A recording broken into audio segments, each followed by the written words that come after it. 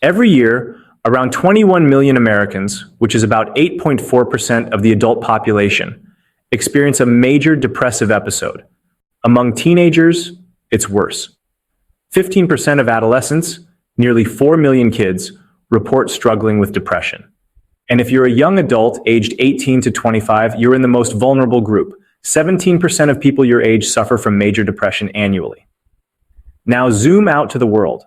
Globally, 4.4% of the population battles depression every year. That's hundreds of millions of people.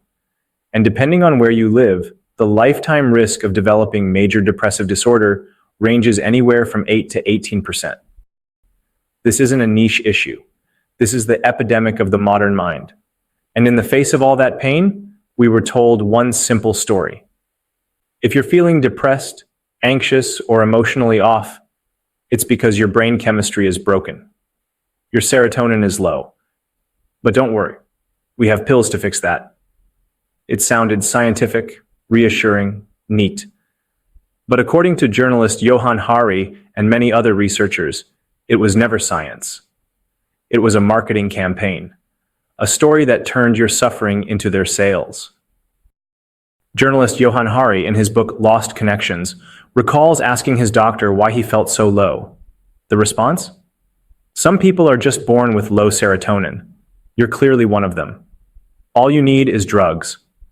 That moment, so familiar to millions, was a turning point, not just for Hari, but for how we understand mental health. Because when you dig into the actual science, the chemical imbalance theory starts to fall apart. In fact, one major review concluded that the serotonin theory of depression is not empirically substantiated. In plain English, there's no convincing evidence that depression is caused by low serotonin, and yet over 85% of the public still believes it. Why? Because it was sold to us. Pharmaceutical giants flooded the world with messages like "correct a chemical imbalance." These were not just harmless slogans, they shaped cultural understanding. Schools started teaching kids that depression is just like diabetes. Doctors repeated the story without evidence. Mental illness became a matter of bad brain chemicals, and pills were marketed as magic fixes. But this wasn't a conclusion drawn from hard evidence. It was a billion-dollar strategy. In truth, as psychiatrist Dr. Joanna Moncrief makes clear, we found no convincing evidence that depression is connected with low serotonin, let alone caused by it. Her research dismantles the very foundation of this narrative. Even the American Psychiatric Association, in a lesser-known 1979 statement, admitted that psychiatric disorders result from a complex interaction of physical, psychological, and social factors. But those complexities never made it into the headlines. What sold was simplicity, and simplicity sells pills. And here's where the damage deepens. When people believe they're biologically broken, that they have a permanent defect in their brain chemistry, it changes how they see themselves. Research shows that patients who adopt this chemical imbalance belief tend to feel more hopeless, less empowered, and are less likely to seek therapy or make lifestyle changes that could actually help. They become passive, waiting for a pill to fix what they've been told is unfixable on their own. This lie robbed millions of agency, of context, of deeper understanding. It reduced complex emotional pain rooted in trauma, disconnection, loneliness, stress, to faulty wiring. It replaced healing with sedation. So let's be clear. The idea that depression and anxiety are simply caused by low serotonin is not settled science. It's a story crafted by an industry that profits off your pain. And once you see the cracks in that story, you start to ask bigger, more honest questions. Not just what's wrong with me, but what happened to me? And maybe more importantly, what have I been told that isn't true? This is where we begin, by tearing down the myth that suffering is just a matter of chemistry gone wrong. Because if you were sold a lie, you deserve the truth. It all began in the 1950s, almost by accident. Doctors noticed that a tuberculosis drug called iproniazid seemed to lift patients' moods. Around the same time, another compound, imipramine, originally tested as an antihistamine, was found to reduce symptoms of depression. These drugs happen to affect neurotransmitters like serotonin and norepinephrine. This led some researchers to ask, could low levels of these chemicals be causing depression? It was a hopeful hypothesis, not a proven fact. As psychiatrist David Healy and researcher Patrick Coppin would later note, this was speculation based on observation, not hard data. Small studies tried to measure serotonin metabolites in the brains or spinal fluid of depressed patients, but the results were weak, inconsistent, and riddled with methodological flaws. Even decades later, no test, scan, or biomarker could reliably confirm that depressed people had too little serotonin. Still, the theory was too seductive to let go. By the 1960s and 70s, the serotonin hypothesis gained traction, not because it was scientifically confirmed, but because it offered a simple explanation for a deeply complex human experience. And when Big Pharma entered the picture in the 1980s, simplicity became a selling point. Enter the age of SSRIs, selective serotonin reuptake inhibitors. Prozac, launched in 1987, was the first blockbuster antidepressant. But to make it a commercial success, pharmaceutical companies needed more than a pill. They needed a story, a hook, a way to explain why someone should take it. And so, the narrative was born. Depression is caused by a chemical imbalance in your brain. Our drug corrects that. One former pharmaceutical ad writer later confessed, "Depression was sold to us as a simple problem of serotonin insufficiency, a convenient narrative that made drug companies very rich. It was, as researchers bluntly concluded, a marketing necessity." By the 1990s, this messaging became inescapable.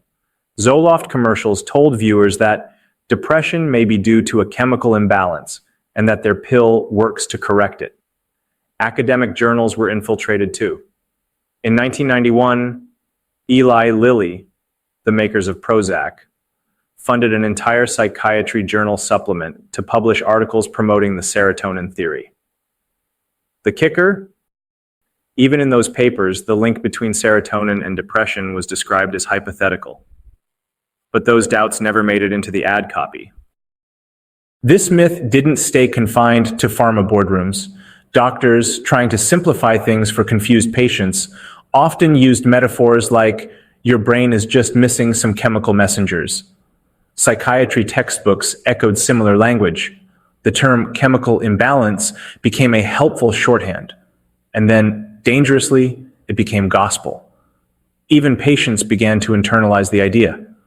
By the early 2000s, the phrase chemical imbalance became almost synonymous with depression.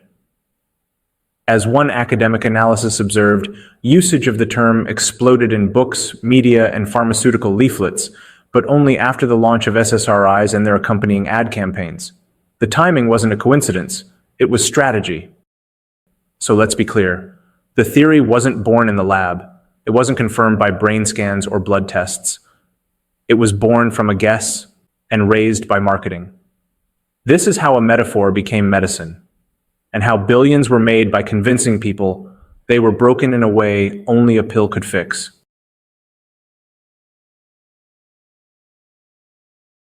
A Paxil pamphlet flatly stated, "Paxil can help restore the balance of serotonin." And who wouldn't want their balance restored? It sounded clinical, reassuring, scientific. But as the Irish Medicines Board eventually ruled, such claims were misleading and had to be banned. The science simply didn't back them up. Still, the myth spread like wildfire. Once direct-to-consumer drug ads became legal in the US, in 1997, pharmaceutical companies poured hundreds of millions into ad campaigns. Over 70% of surveyed patients reported seeing antidepressant ads in magazines or on television. These campaigns often anthropomorphized brain chemistry, cartoons of sad blobs missing serotonin, and ended with a call to action. Ask your doctor. But that was just the surface. Behind the scenes, Big Pharma played a much deeper game. They infiltrated the entire medical ecosystem. Drug companies sponsored continuing medical education seminars, paid psychiatrists to endorse their messaging, and even ghost-wrote articles in scientific journals.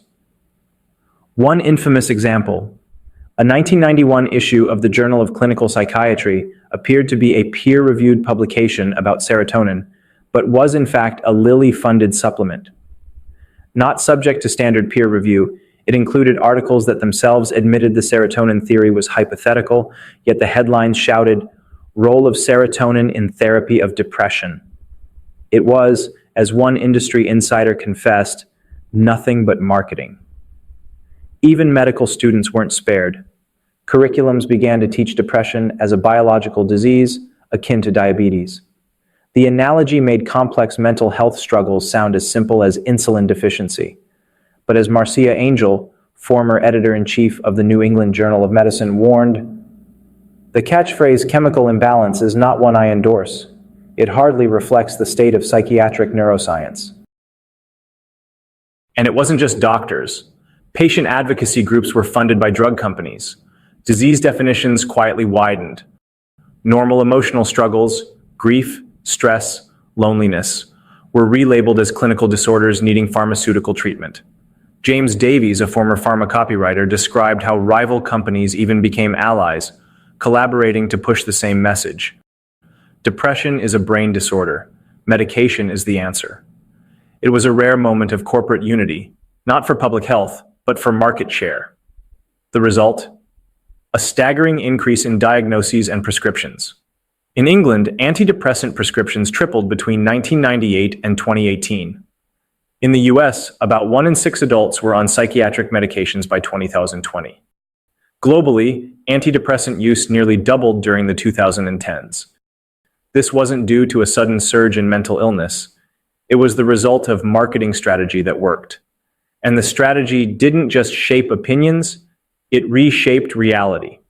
Treatment guidelines were influenced by industry-funded research.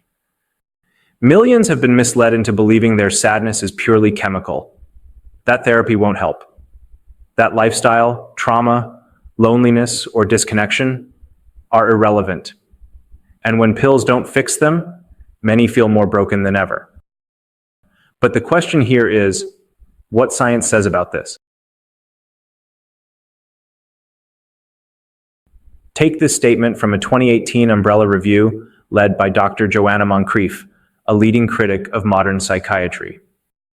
It is always difficult to prove a negative, but I think we can safely say there is no convincing evidence that depression is caused by serotonin abnormalities.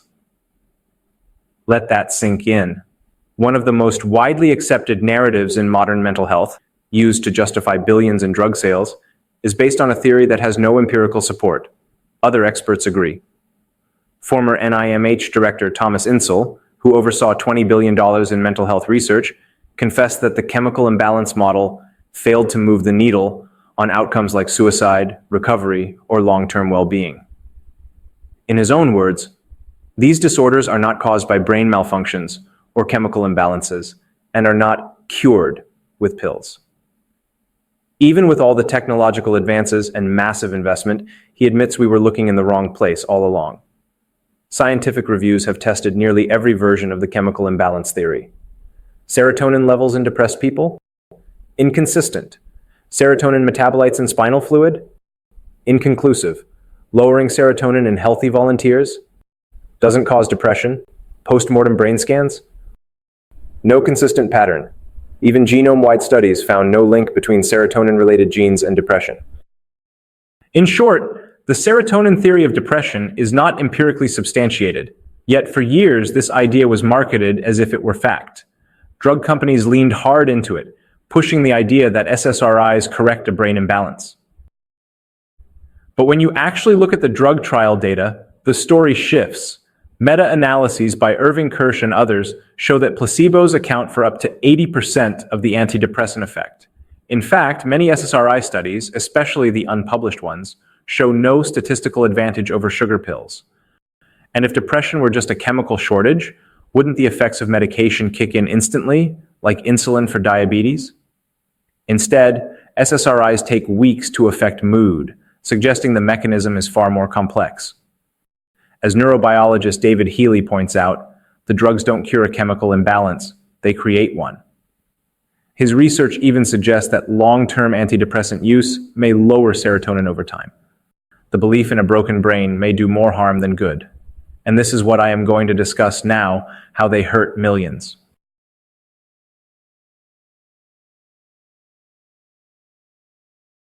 Modern psychiatry, together with the pharmaceutical industry, has inflicted iatrogenic harm on millions of people. The moment people began to believe that mental illness was purely a biological glitch, the treatment paradigm shifted dramatically. Suddenly, pills weren't just an option. They became the first, and sometimes only, response. Doctors hearing "my serotonin is low" reached for the prescription pad. Patients stopped asking why they felt hollow and started asking what dose they needed. The narrative left little room for meaning, for trauma, for human complexity.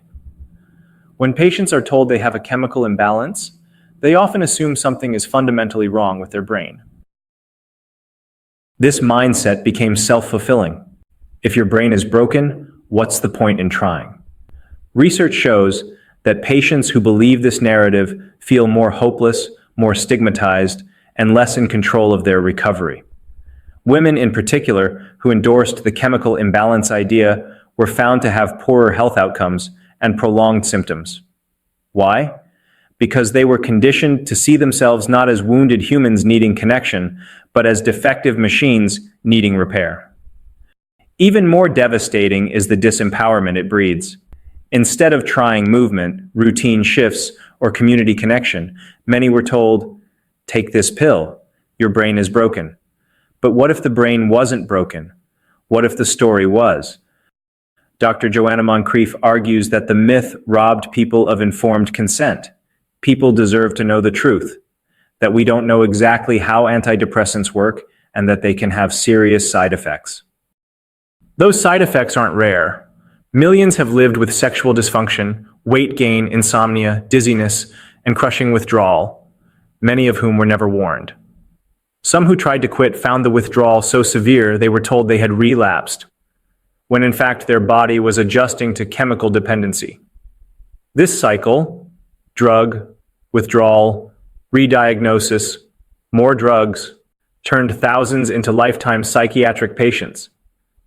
And this wasn't just data, it was personal. Take Eleanor Longden, for example. Diagnosed with schizophrenia after reporting auditory hallucinations, she was quickly labeled and medicated without anyone asking about her past. But Eleanor wasn't a broken brain. She was a traumatized soul. Only when she received trauma-informed therapy did she begin to heal. Her story echoes psychiatrist Bessel van der Kolk's conclusion in "The Body Keeps the Score." Many symptoms we pathologize are the body remembering pain, not malfunctioning. There is nothing to heal, create, or fix. We are already whole. Millions were never told there was another path. That depression could be a messenger, not a malfunction. That their pain might have a story, not just a solution in a bottle. This isn't to demonize all medication. But the problem is the lie. The oversimplification that turned human anguish into faulty wiring and made pills the only cure. It's not just bad science. It's bad care. And in the end, this tidy myth left countless people misdiagnosed, misunderstood, and medicated, not healed.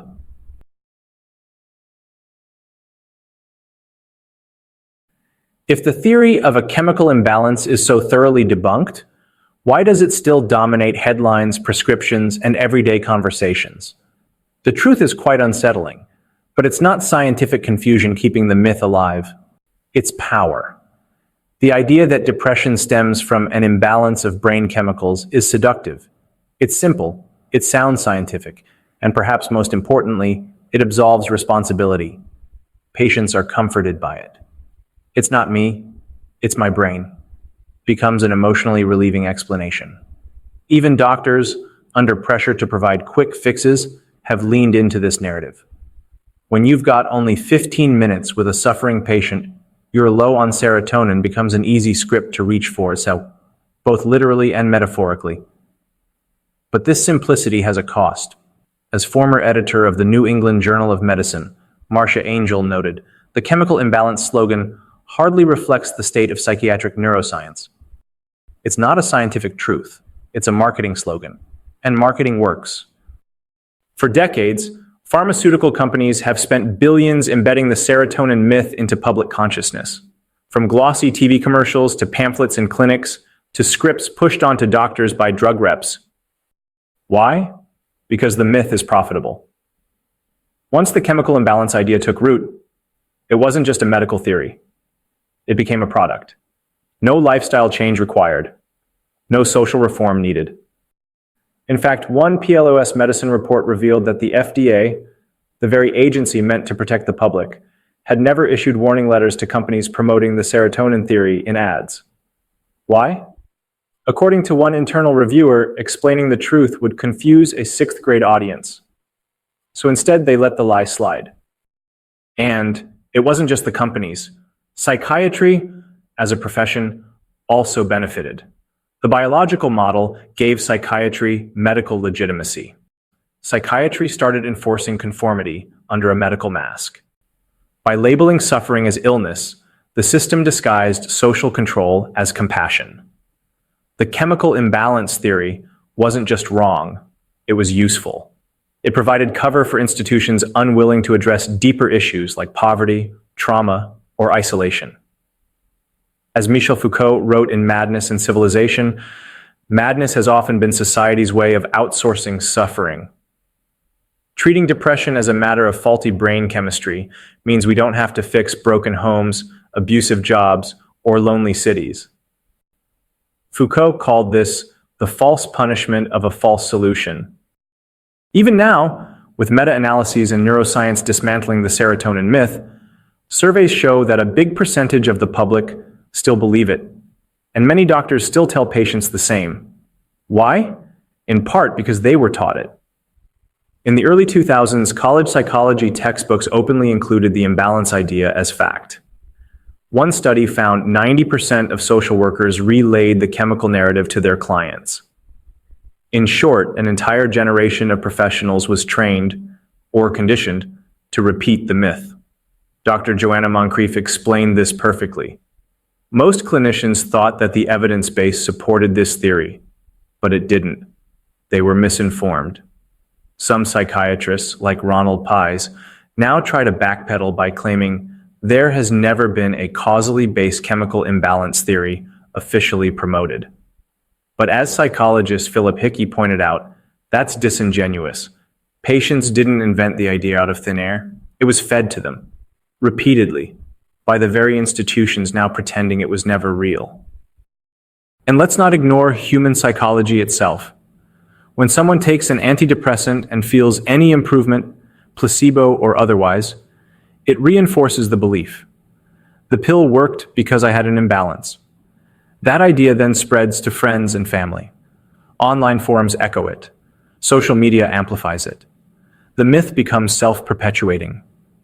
As Dr. Sami Tamimi argued, the imbalance myth survives because it serves power.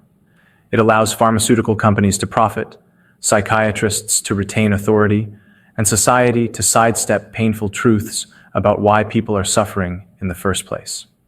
In 2022, a group of Welsh psychologists co-signed an open letter that made it plain, depression is largely caused by our circumstances and the resulting impact on our bodies and psychosocial health. But admitting that would force us to confront hard realities: inequality, trauma, disconnection. So instead, the myth survives, because it's easier to say your brain is broken than your world is. But what really will help is nobody wants to hear, but I know many of you want to know, which I am going to discuss now.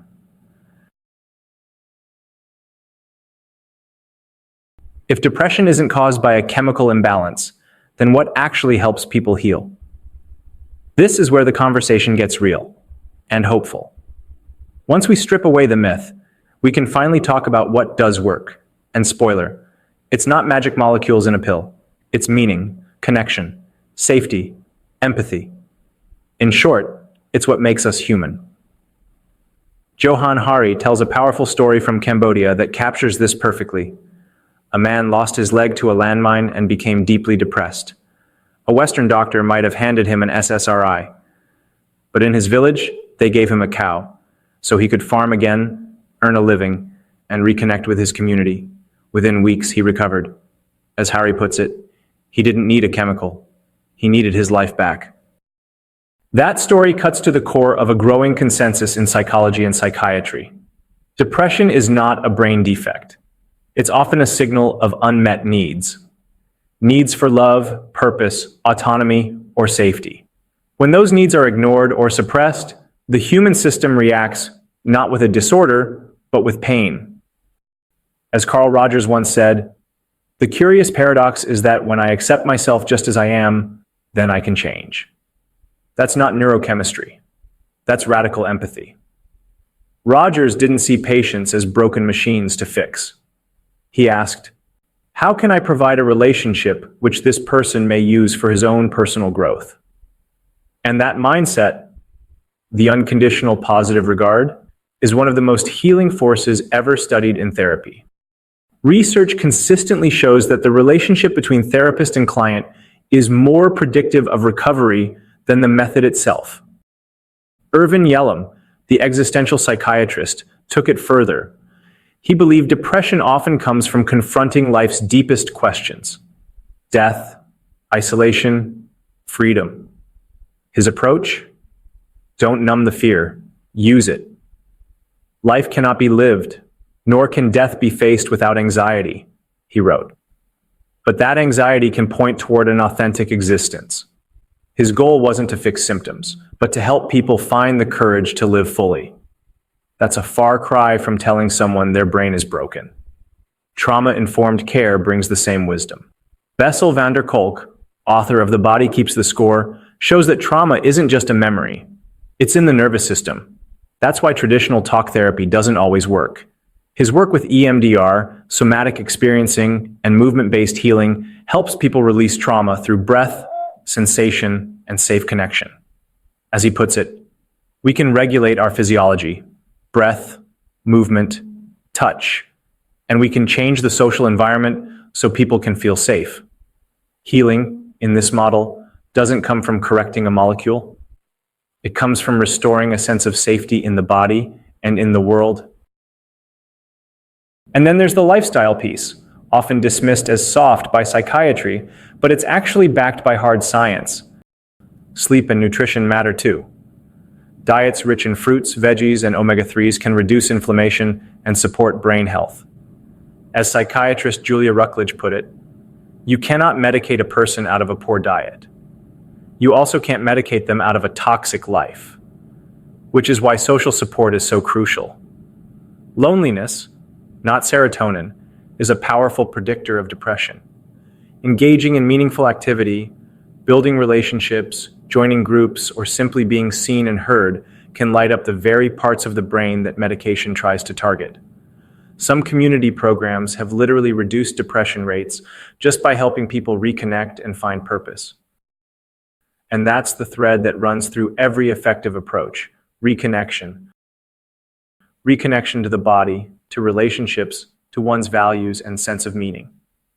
When we treat people as humans, not broken chemical machines, healing becomes possible. And we don't need to wait for Big Pharma's permission. This doesn't mean meds are always bad, but let's be honest about what they are: tools, not cures, not chemical corrections.